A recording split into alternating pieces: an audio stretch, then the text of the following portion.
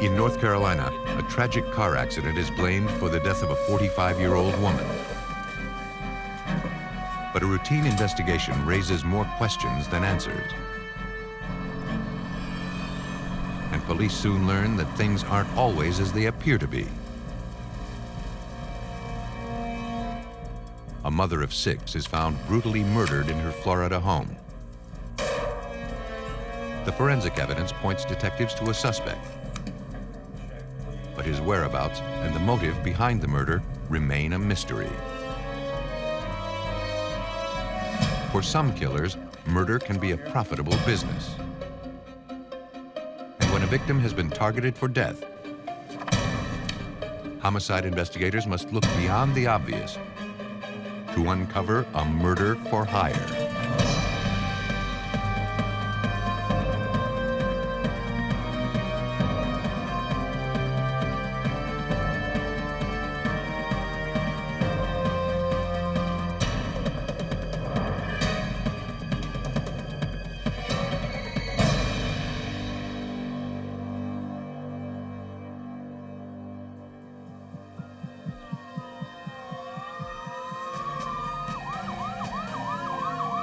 On the morning of August 23, 1995, a motorist summoned rescue workers and emergency personnel to a remote area off North Carolina's Blue Ridge Parkway. While pulled over at a scenic overlook, she had spotted a van that had plunged several hundred feet down the steep embankment. There was no movement in the vehicle.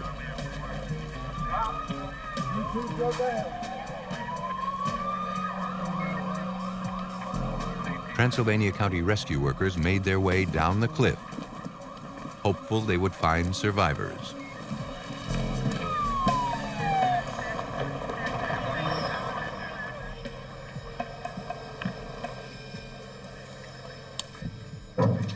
When the rescue worker entered the vehicle, a piece of cinder block stained with blood fell out of the van. A woman laid slumped across the front seat. She had suffered massive head injuries. There was no pulse. The body was removed from the vehicle and sent to the morgue for examination.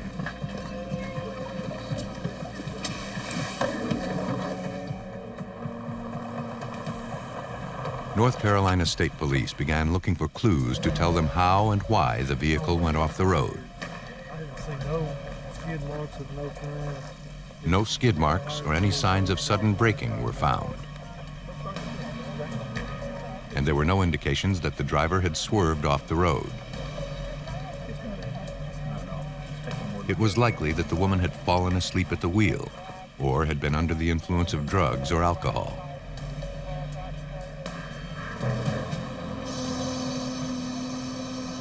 The van was brought up the embankment for a more detailed evaluation.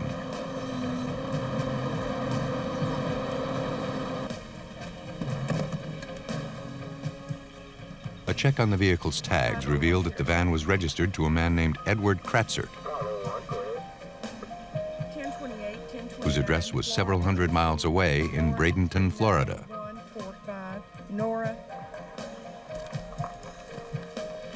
After finding no obvious mechanical problems with the van, technicians processed the vehicle. Reddish-brown stains were found on the exterior of the driver's side door. They tested positive for human blood. Inside, they recovered a wallet and driver's license. The driver was identified as 45-year-old Wendy Kratzert, the wife of the vehicle's owner. Blood was found throughout the van. The back of an earring was located on the passenger seat floor. Unsure what to make of the findings, investigators collected several items into evidence.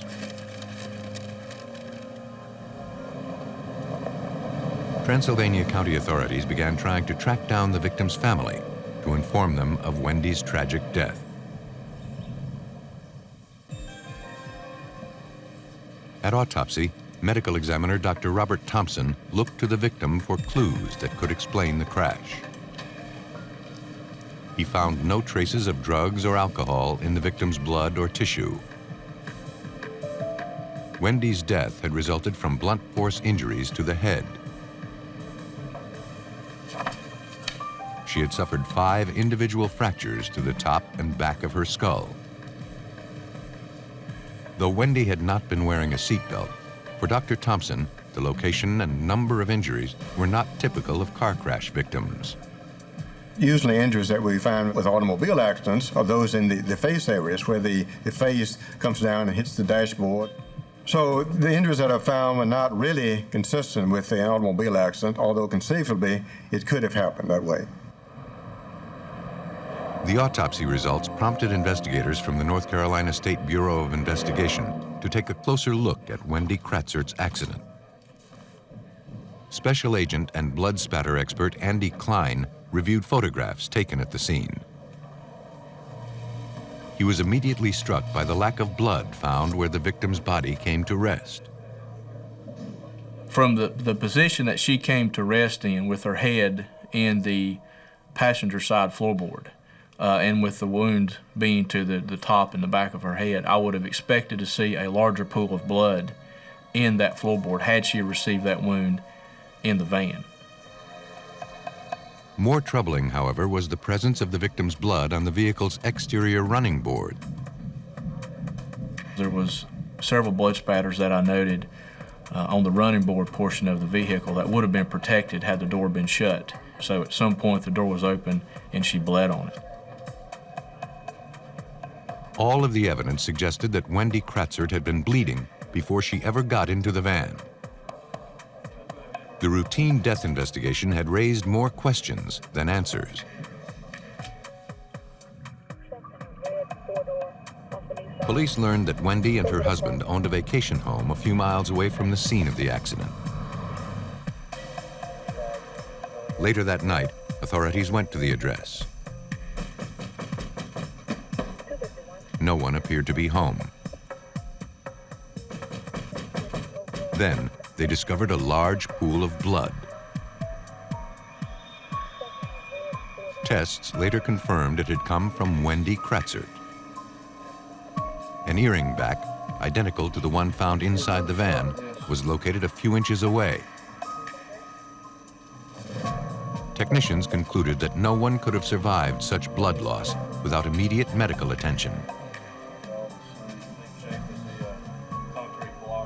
Nearby, investigators found the outline of an object.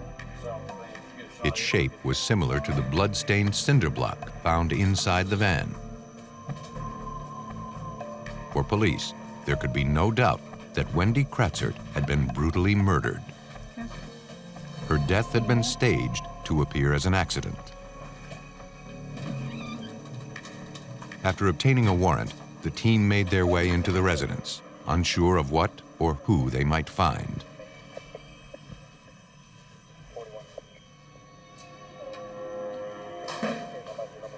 No one was home, and the residence showed no signs of forced entry or ransacking. Investigators thoroughly photographed the scene. They also collected numerous personal items and papers that belonged to the victim. Now, investigators had to determine who had killed Wendy and why. Transylvania County Police were eager to question Wendy's husband, Ed.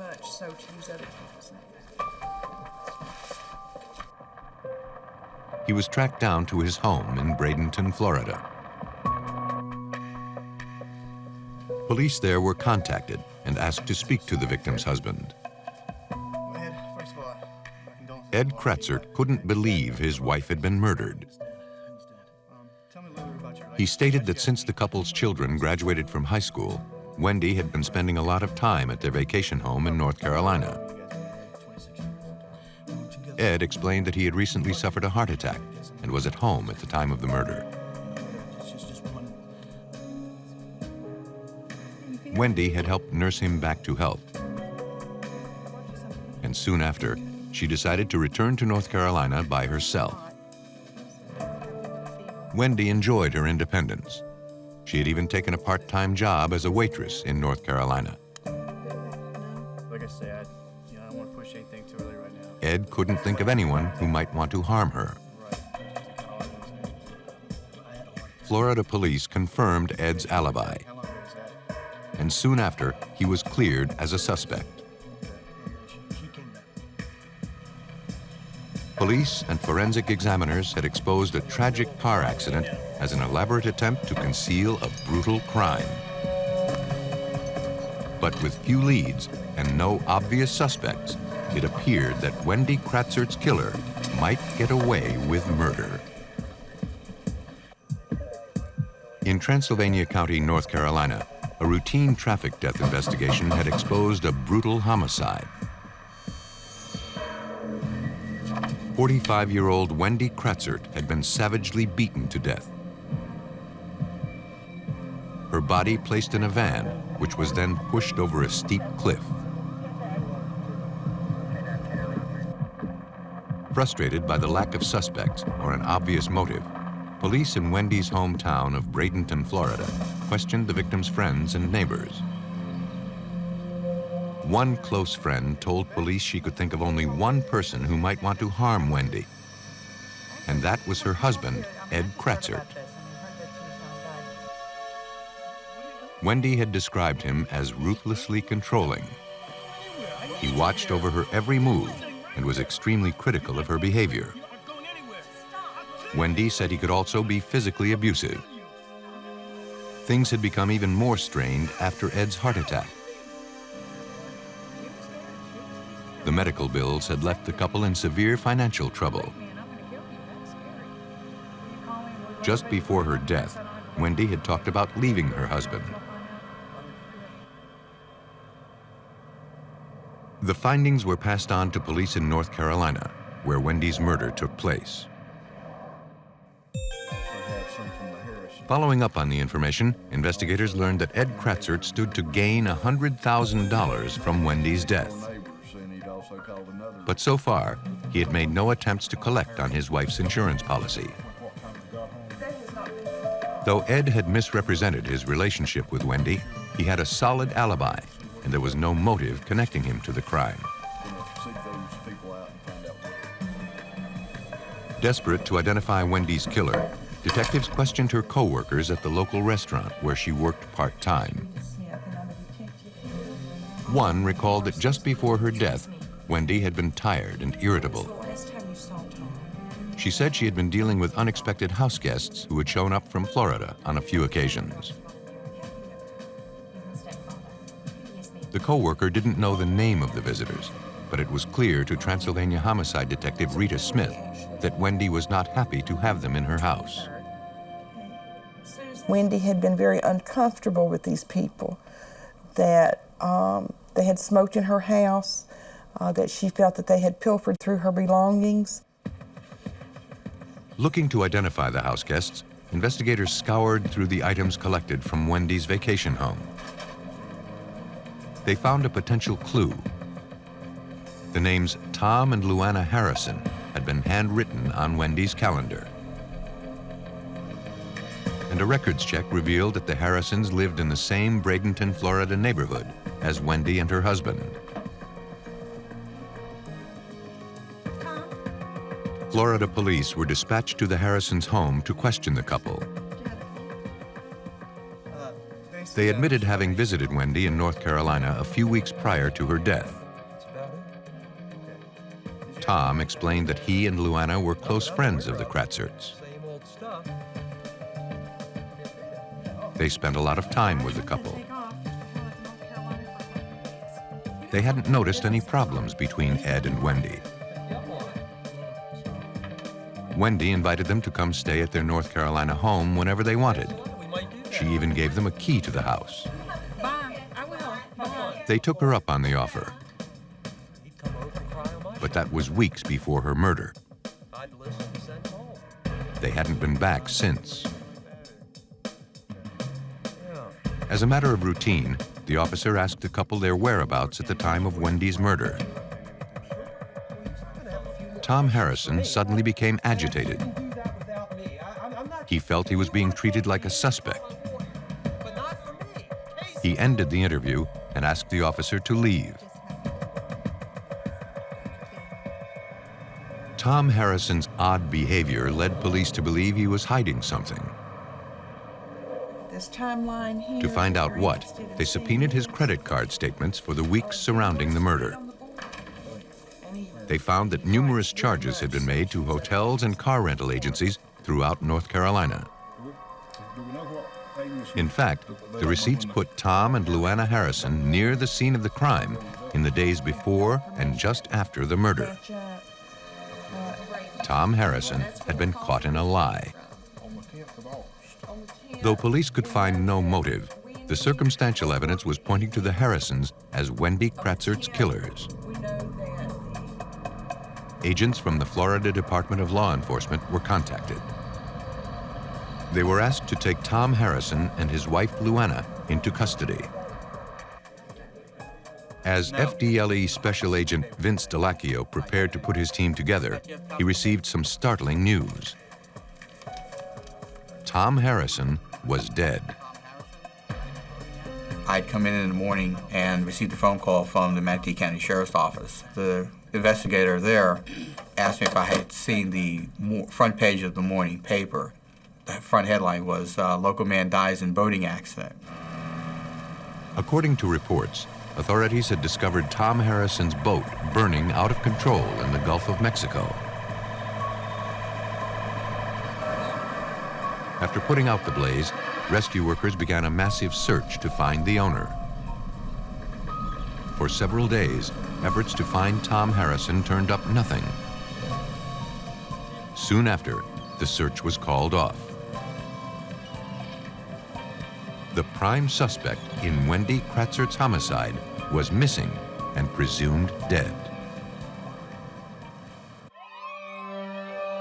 Authorities in North Carolina believed they had finally identified the killer of 45-year-old Wendy Kratzert, whose brutal murder had been staged to look like a car accident. But as they prepared to make the arrest, they learned that their prime suspect was missing and presumed dead after his boat was found burning in the Gulf of Mexico. But authorities were convinced that Tom Harrison had staged his own death in an attempt to throw investigators off his trail. Lieutenant Marty Redmond of the Florida Fish and Wildlife Commission was asked to find out. When I got to the scene and looked at the boat, I saw a vessel approximately 25 feet long that used to be a cabin-type boat. The boat had burned completely to the waterline, excepting certain portions of the starboard bow and the starboard quarter. Fire marshals were able to quickly rule out electrical problems as the source of the blaze. After carefully analyzing the burnt remains, investigators found that some places on the boat had burned at a much higher temperature than others. And wood marred with deep, scaly scars, referred to as alligator patterns, was found next to wood that was nearly untouched by the fire. There was only one explanation for the uneven burn patterns. The fire marshal's office determined that the fire was started with an accelerant, and where in the boat that it was started by indicators from burn patterns, different melting points of certain materials, and other items that they are skilled in looking for in charred ashes or charred remains of fires. The fire had been intentionally set. Well, Lieutenant. And having found no traces of human remains among the debris, investigators were certain that Tom Harrison had set it.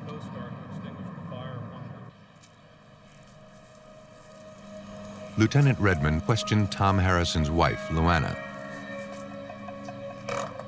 Careful not to reveal that examiners had exposed arson, he asked her about the circumstances surrounding her husband's mysterious death. We can't close this case out right now. She claimed that on the night of the fire, Tom hadn't been feeling well. After watching a late-night football game, he told her he wanted to go fishing. Concerned for his health, she tried to stop him, but there was little she could do. Tom packed up his fishing gear and left a short while later. For investigators, Luana did not appear to be the grieving widow who had just lost her husband of more than 20 years. Her only concerns were with quickly closing the investigation into Tom's death. Police soon learned why. In addition to being suspects in Wendy Kratzert's homicide, the Harrisons were in deep financial trouble. And Luana stood to collect a large life insurance settlement as a result of Tom's death. Florida Department of Law Enforcement Special Agent Vince Delacchio. But I knew at that point in time that Thomas Harrison was not dead, and that this boating accident was more than likely a staged event, just to hide from the fact that he was a suspect in that case, and probably more than likely in knowing his situation that he was looking for some insurance money. To test the theory, authorities put 24-hour surveillance on the Harrisons' Bradenton, Florida home. Months passed without a break. But then, police spotted Tom Harrison alive and well. And it appeared that he and Luana were preparing to leave town.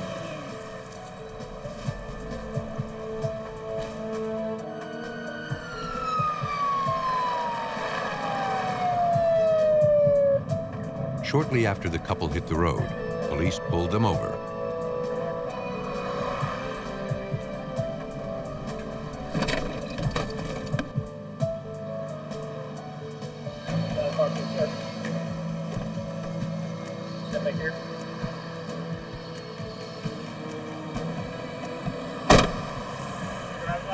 Tom Harrison gave the officer a fake name and driver's license.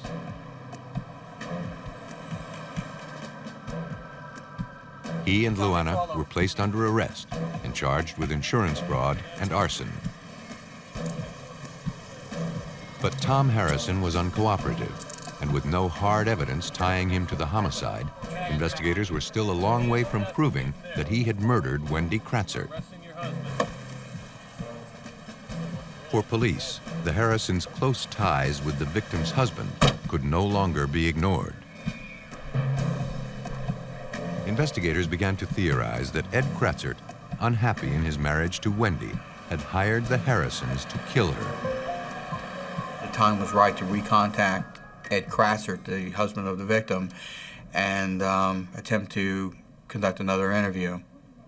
With the fact that Harrison had been arrested, we felt as though that would open up the dialogue with Mr. Kratzert. Kratzert was brought in for questioning and informed of Harrison's arrest. Investigators confronted him with their murder-for-hire theory and insinuated they had evidence to back it up. It was a bluff, but it worked. Well, he said to me... Ed Kratzert decided to talk. He confessed to taking part in the plot to murder his wife. He insisted it wasn't his idea. Kratzert said that he was complaining to the Harrisons about his marriage. He knew Wendy was planning to leave him. No. After his heart attack, he was dreading the idea of a prolonged divorce and separation of assets. Tom Harrison told him he could make his problem go away for a fee. Ed agreed. The death was supposed to look like an accident. Done deal. When it was exposed as a murder, Ed refused to collect on his wife's life insurance policy. The Harrisons were never paid for the job. As a result, Ed feared that Tom Harrison was plotting to kill him. Ed Kratzert was placed under arrest and charged with conspiracy to commit murder. Police confronted Tom Harrison with the statements. He refused to cooperate. But it made no difference. The credit card receipts that put him near the crime scene at the time of the murder, coupled with Ed Kratzert's confession, was all police needed to charge him with the homicide. Police believe that after showing up unexpectedly at Wendy's North Carolina vacation home, Tom Harrison bludgeoned the unsuspecting woman to death. After the kill, the couple loaded Wendy's body into her van and drove to a remote spot along the Blue Ridge Parkway, where they then attempted to stage her death as a car accident. Ed Kratzert was found guilty of the first-degree murder of his wife and received a sentence of no less than 11 years. Tom Harrison was sentenced to 20 years. In exchange for her testimony, Luana Harrison received 3 years probation. The Harrisons had tried to get away with murder by staging an elaborate accident. But in 1995, in the suburbs of Sarasota, Florida, one killer made no attempt to cover up his actions. On the afternoon of November 7th, 13-year-old Stevie Bellish returned home from school. No one appeared to be home. But then she stumbled upon a horrifying scene. Her mother, 35-year-old Sheila Bellish, lay dead on the kitchen floor. Panicked, the young girl called 911. Deputies and forensic technicians from the Sarasota County Sheriff's Office were immediately dispatched to the home.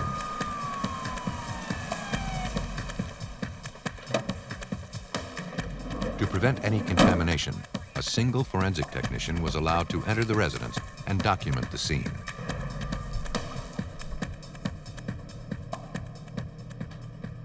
Sheila Bellish had been brutally murdered. She had suffered a single gunshot wound to the cheek. There were also indications that she had been viciously beaten. Her throat was so deeply cut, she was almost decapitated. As technicians began processing the crime scene, the victim's husband, Jamie Bellish, arrived home. Detectives broke the news.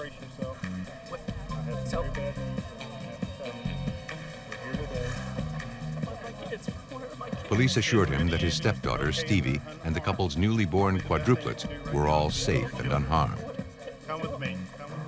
The frantic husband was escorted away from the house and taken to the police station to answer questions.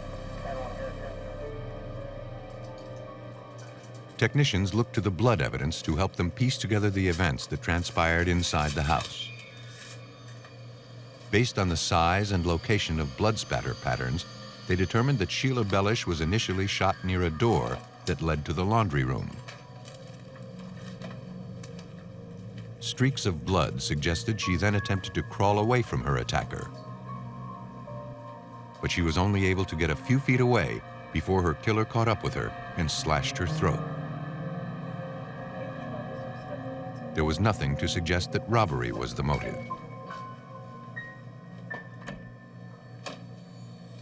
In the laundry room adjacent to the kitchen, technicians located a single .45 caliber shell casing. A few feet away lay a white towel. Some of the fabric was covered with gunshot residue, suggesting it had been used as a makeshift silencer. But for some reason, the killer only got off one shot before using a knife to finish the job. Evidence technician Lisa Lanham tried to make sense of the excessive violence inflicted on Sheila Bellish. There are two possibilities of why he abandoned the gun. One is that the gun is very loud in a small confined area and probably sounds even louder when you're the one shooting it, and he may have feared that the neighbors would overhear the weapon. The other possibility is that the towel got caught in the gun and then basically made the gun inoperable. Looking for any trace of the killer that may have been left behind, technicians collected dozens of prints from throughout the residence, including some found inches from the bullet casing. All of the evidence was forwarded to the Sarasota County Crime Lab. Homicide detective Chris Iorio was assigned lead detective on the case. All I knew at that point was we did have a mother of 6 kids deceased in the kitchen, head trauma, most likely gunshot was involved, and we took it from there. Investigators know from experience that their best opportunity to solve a murder falls within the first 24 hours. With few clues and no obvious suspects, they hoped an autopsy could point them to this brutal killer. Police in Sarasota, Florida struggled to find answers in the death of 35-year-old Sheila Bellish, a mother of 6 found brutally murdered in her home. At autopsy, the medical examiner recovered a .45 caliber bullet that had been fired from close range into the victim's face. It had shattered her jaw, but it was not the cause of death. A single knife wound had severed the victim's left and right jugular veins. Sheila Bellish had bled to death. There were no signs of sexual assault, and no clues to the killer's identity were found. The overkill observed at the crime scene led police to suspect that the killer was someone close to the victim. Sheila's husband, Jamie Bellish, was brought in to answer questions. He described Sheila as a dedicated mother and a loving wife. Jamie explained that he and Sheila and her 2 children from a previous marriage had recently moved to Florida from San Antonio, Texas. Sheila had just been through a nasty divorce. And when she and her new husband learned they were going to have quadruplets, they decided to start their lives over in a new city. The decision to move had not been an easy one. But according to Jamie, Sheila's ex-husband continued harassing her, even after the divorce was finalized. Jamie said that at the time of the murder, he was at work. But homicide detective Chris Iorio was taking nothing for granted. At the beginning of the case, Jamie Bellish was our obvious suspect due to just his role in the family structure, but within, I'd say, 4 or 5 hours after we responded, we felt pretty sure that he was not involved. Detective Iorio contacted authorities in San Antonio, Texas, and asked them to speak with Sheila's ex-husband about the murder. Okay, how about... Well, sure, I keep all my records. Would you like to see them? Alan Blackthorne, a wealthy businessman, admitted that his divorce from Sheila had been bitter. But he insisted he never would have harmed the mother of his children. At the time of the murder, he was on a golfing trip in Arizona, and he had the receipts and documents to prove it. And did anybody travel with you on this flight? With no suspects and no obvious motive for the killing, Sarasota police turned to the physical evidence for clues.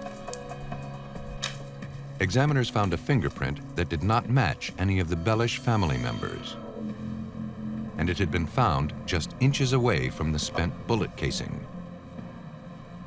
The evidence put investigators one step closer to identifying Sheila's killer.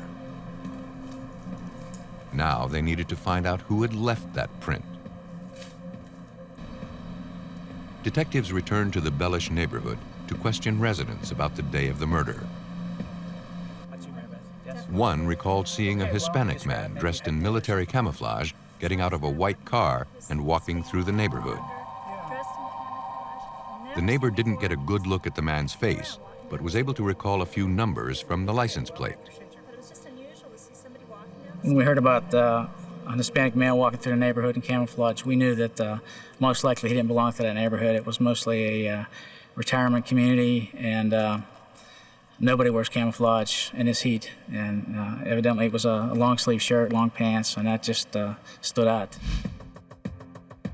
A description of the man and details of the homicide were released through area newspapers. A short while later, police got a tip. A clerk who worked at a convenience store a few miles from the crime scene told police that he also saw the Hispanic man dressed in camouflage around the time of Sheila's murder. I showed him some directions on the map. The man had come in looking for directions. In fact, he was trying to locate the neighborhood where the young mother was found murdered. Make your first left and the next right. The clerk handed the man his laminated map of the area. He added that the stranger got into a white car and drove off. Officers collected the laminated map, hopeful the suspect had left his prints behind.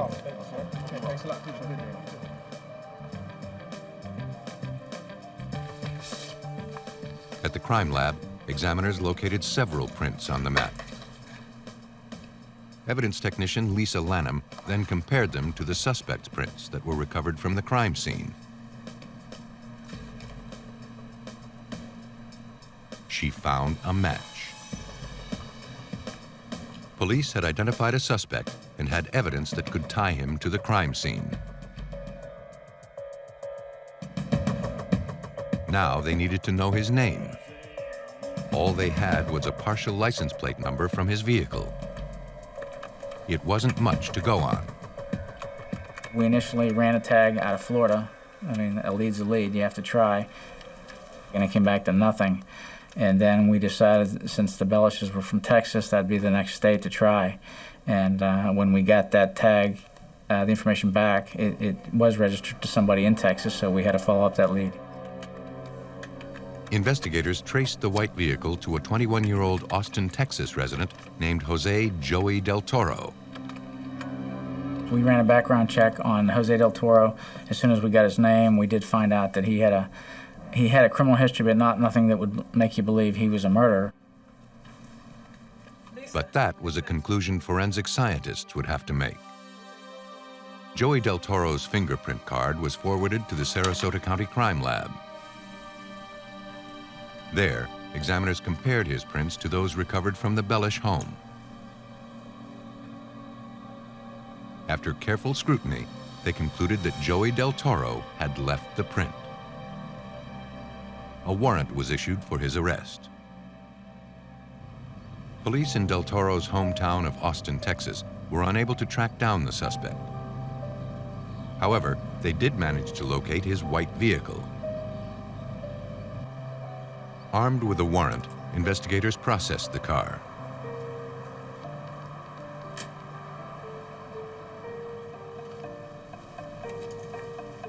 Inside a bag, they collected a Colt .45 caliber semi-automatic handgun. It was the same type of weapon used to shoot Sheila Bellish. To nail their case against Joey Del Toro, investigators forwarded the weapon to ballistics experts at the Florida Department of Law Enforcement Crime Lab. First, the weapon was fired into a water tank. The water slows the bullet's flight without distorting the unique marks left behind as it passes through the gun barrel. The rounds collected from the water tank could then be compared to the bullet recovered from Sheila Bellish's cheek.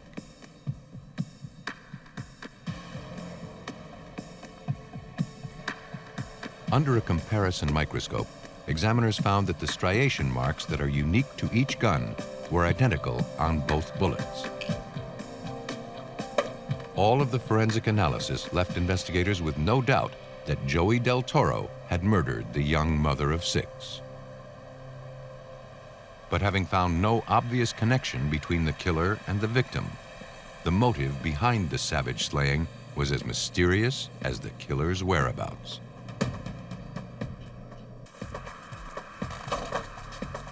Police in Sarasota, Florida, had finally linked a suspect to the murder of 35-year-old mother of 6, Sheila Bellish, found brutally beaten, shot, and stabbed in her home. All of the evidence suggested that 21-year-old Joey Del Toro committed the murder and then fled to Texas. But so far, all efforts to locate him had gone unsuccessful. Then, police got a tip that the fugitive was staying with relatives in San Antonio. For help, Florida police contacted the Texas Rangers stationed there. But authorities there had no luck finding the suspect. Hey, how's it going today? However, they managed to track down his cousin, a man named Sammy Gonzalez. He agreed to come in and answer questions. Texas Rangers Lieutenant Gary De Los Santos conducted the interview. Sammy Gonzalez claimed he had no idea where his cousin Joey Del Toro might be. But he believed he had information about the murder. He said that a few months back, an acquaintance of his, a golf hustler named Danny Rocha, had tried to hire him to beat somebody up. Sammy was interested in the job, but when he saw the intended victim, he declined. But he knew someone else who might be interested in the job. Sammy admitted to us that he was approached by Danny Rocha and was asked to beat up a girl. Once Sammy realized it was a woman, he refused to do it, but he brought up to his cousin Joey Del Toro that maybe he would be willing to do it. Sammy claimed that he didn't know if his cousin had taken the job, and he didn't ask why the woman had been targeted. Unsure what to make of the information, investigators began digging into the golf hustler's background. They were surprised by what they found. Danny Rocha was a close associate of Sheila Bellish's wealthy ex-husband. Suddenly, investigators had to consider that they had exposed a murder-for-hire scheme. Police knew that Sheila's divorce had been bitter. But had it led to murder? One friend who knew the couple well thought so. Sheila had described her ex-husband, Alan Blackthorne, as obsessive and controlling. During their divorce, he had demanded that Sheila sign over custody of their children. When she refused, Blackthorne had her falsely arrested for child abuse. The charges were ultimately dismissed, and Sheila was awarded custody of the children. Alan Blackthorne allegedly said that he would get even. According to the friend, Sheila took the threat seriously. When Sheila and her new family moved to Florida, they kept an unlisted phone number and took pains to keep their new address a secret. Now, investigators looked for proof that the victim's ex-husband had orchestrated her murder. Danny Rocha, the person police believe had hired the hitman, was brought in for questioning. Under advice of his attorney, he refused to answer any questions. Before letting him go, however, Lieutenant De Los Santos asked Rocha to pose for a photograph with him. He agreed.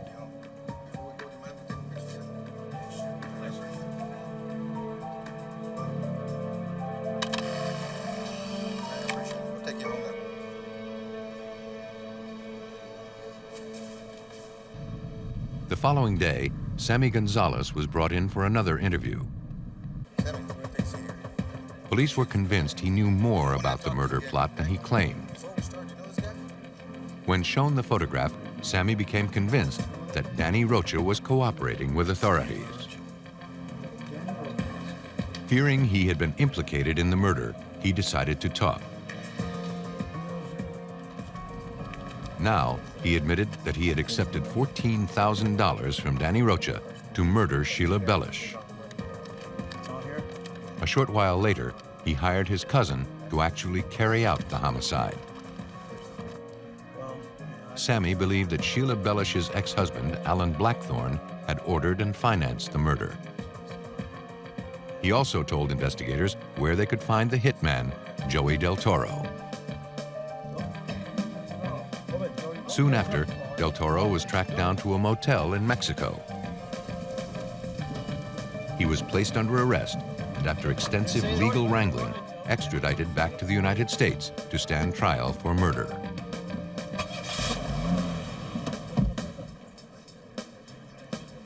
Authorities had now exposed 3 conspirators in the murder of Sheila Bellish. But the alleged mastermind, Alan Blackthorne, was still a free man.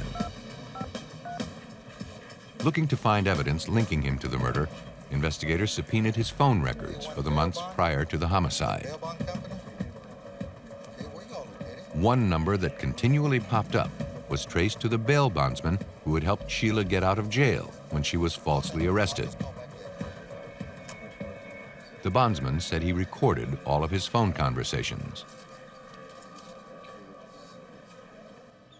Police realized that he would have been one of the few people to have a record of Sheila Bellish's most current address. Once we got those recordings, that's when you hear Alan Blackthorne, and there's a person calling in pretending to be somebody else and trying to ascertain Sheila's address. Investigators confirmed that just before the murder, Alan successfully located Sheila's Florida address.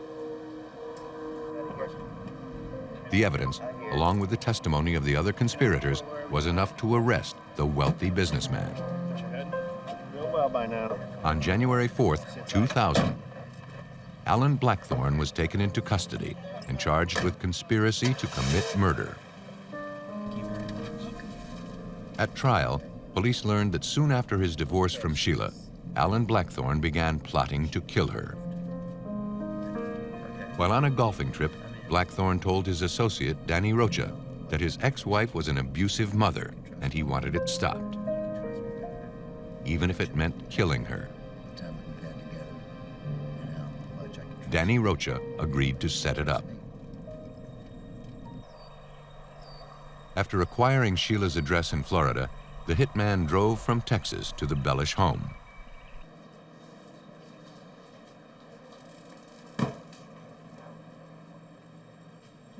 Joey Del Toro broke into the residence and waited for his opportunity.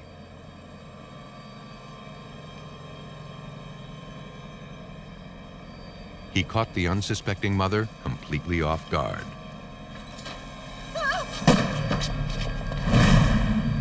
For their role in the murder, Joey Del Toro and Danny Rocha each received life sentences.